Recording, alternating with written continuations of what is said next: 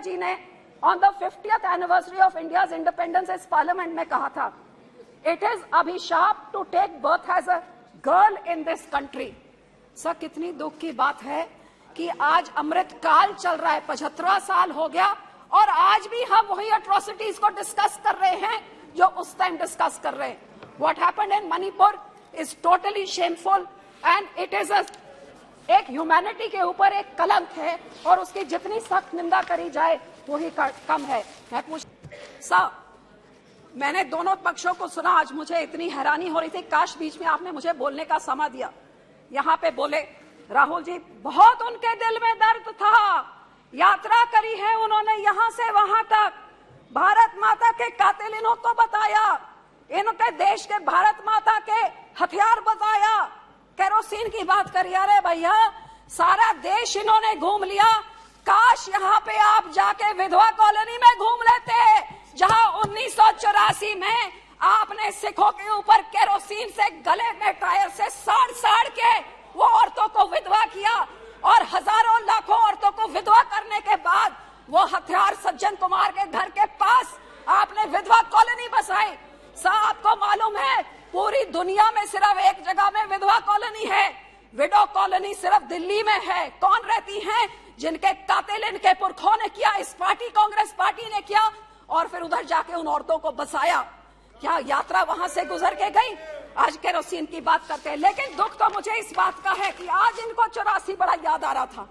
यहाँ के बोलने वाले भी जब इनको कटाक्ष करना होता है तभी 84 याद आता है। अरे भैया, 9 सालों में 84 को इंसाफ देने का क्यों नहीं अंदर ठोसा इनको? आज तक क्या 84? आप कितनी बारी विधवा कॉलोनी गए हैं? हकीकत ये है, दुख इस बात का है कि जब मणिपुर की बात होती है तो वो राजस्थान की बात करते हैं, वो राजस्थान की बात सुन के तो फिर दोनों रल मिल के 84 की बात करते हैं। ये बहुत हो चुका सर, अब दोनों जने ये सारा ड्रामा, ये सारा नाटक बंद करें। हमारे सिख कौम के साथ हम पूछना चाहते हैं, हम किस पे कॉन्फिडेंस करें?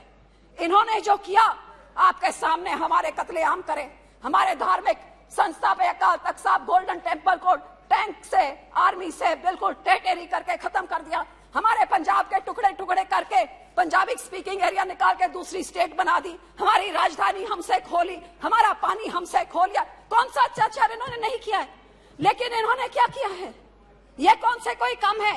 मैं यहाँ पे ये पूछना चाहती हूँ कि जो सिखों ने 1947 में देश का साथ दिया, देश की आजादी के लिए सबसे बड़ी कुर्बानियां हमने दी, हर एक अल्पसंख्यक ने दी, क्योंकि सब माइनॉरिटीज ने देश की आजादी में योगदान दिया। लेकिन मुझे मान है हमारे सिखों ने सबसे बड़ी, जो फांसी की आप लिस्ट में गिन लीजिए, काला पानी में देख लिए, सबसे ज्यादा हमारे पंजाब के जिन्होंने इस देश को आजाद किया।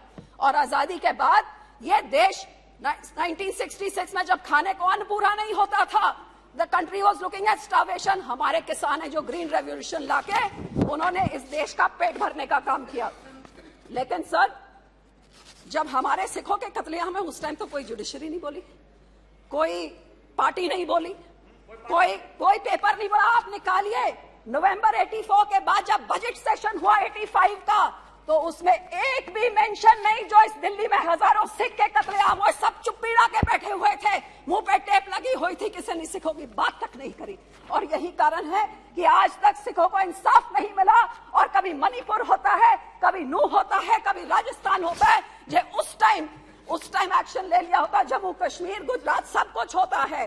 तो सर, जो सिखों के गुरु ने, 9वें गुरु ने, हमारे 9th गुरु ने अपनी कुर्बानी दी, कश्मीर के पंडितों की बात हुई। अफसोस कि उस टाइम की माइनॉरिटी, हिंदू माइनॉरिटी को बचाने के लिए, उस टाइम की मुस्लिम मेजॉरिटी से बचाने के लिए हमारे सिख गुरु ने अपनी कुर्बानी दी और हिंद की चादर का खिताब उनको मिला। लेकिन उसकी तो बात तक नहीं करी। जब उनके लोगों को मारा जा रहा था तब भी बात नहीं करी। तो सब मैं पूछना चाहती हूँ, उस टाइम हमारे लोग जो भावुक होके उन्होंने कुछ अपने हाथों में इसके खिलाफ आवाज उठाई, उनको जेलों में फेंक दिया। हमारे बंदी सिख 30-30 साल से जेल में सड़ रहे हैं। गुरु साहब के 550 साल, गुरु नानक देव जी के, इन्होंने रिटर्न, इस सरकार ने कहा था कि उनको छोड़ा जाएगा, तो क्यों आज तक नहीं छोड़ा है? मैं इनसे जवाब मांगना चाहती हूँ। तो सिखों के खिलाफ हमेशा ये बेइंसाफी रही है सर।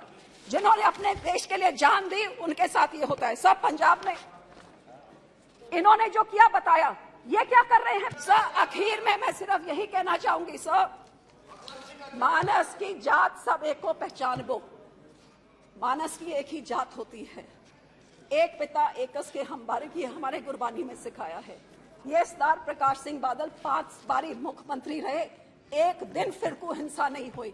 चाहे पंजाब का हिंदू, मुसलमान, सिख, ईसाई सब उनको अपना समझता था, क्योंकि मुख्यमंत्री होके वो हर एक का स्पेशल दिन खुद बनाते थे। हर एक के धार्मिक स्थान पर, भगवान वाल्मीकि, गुरु रविदास होए, दुर्गाना मंदिर होए, हर एक का उन्होंने सत्कार और आदर किया।